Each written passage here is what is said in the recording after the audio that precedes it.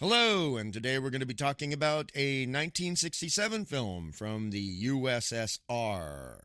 You can see the title, and this film is amazing for a number of reasons. Number one, by the time we get to the end of the film, it's kind of amazing what they managed to do in most decidedly pre CGI and pretty much pre green screen technology times.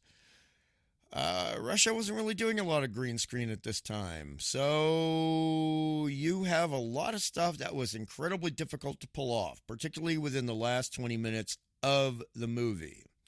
The other thing that's really amazing to take into account is that the USSR in 1967 was amazingly anti religion.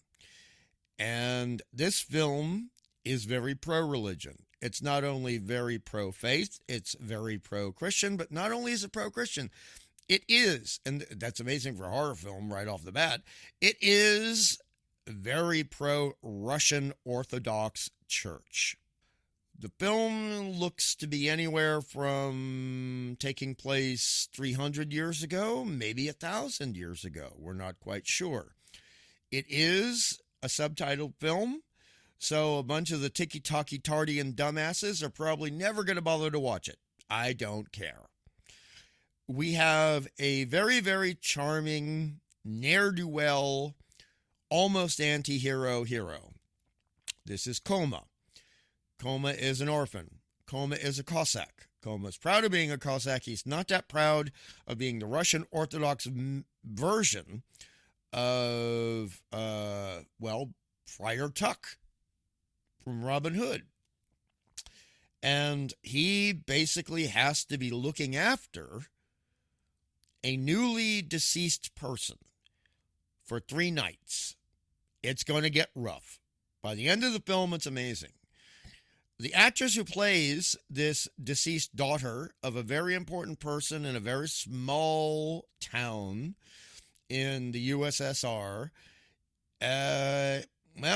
she's pretty damn gorgeous, and she's a very good actress. And boy, does she get scary when she wants to be. She starts out being spooky, but by the end of the movie, oh, look out. She will mess you up. And the special effects, as I mentioned before, are pretty astounding, amazing, and magnificent for 1967. The lighting is some of the best lighting I've ever seen in any film, and this ranges from the very small villages that our main character, Koma, has to be in. But then you have the church in which the body is residing. And that set is simply gorgeous. The lighting is amazing.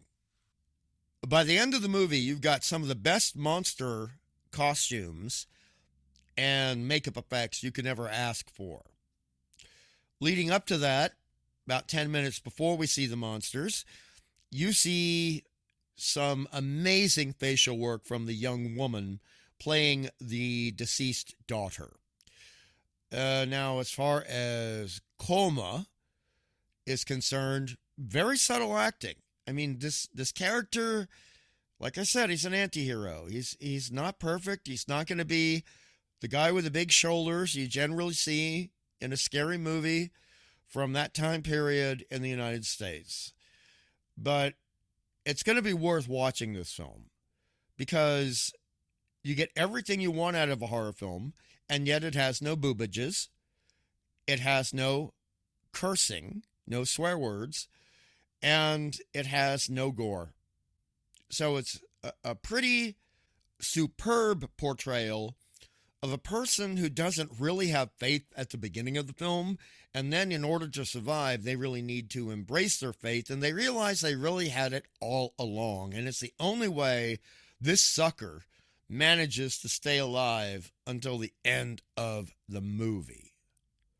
The end of the movie has a little bit of a surprise that I must admit for non-European audiences is a little bit confusing. But trust me, you're not going to mind. If this was Joe Bob, I think he'd give it 2 stars, maybe 2.5. I'm going to give it 4. Even though most of you people, particularly if you like SpongeBobian crap, are most likely going to fall asleep before the first 45 minutes are over. But if you can stick it out to the last 20 minutes, trust me, you'll be grateful. Anywho, happy Halloween. Go watch Vi. Especially watch the last 15 and 20 minutes. Enjoy.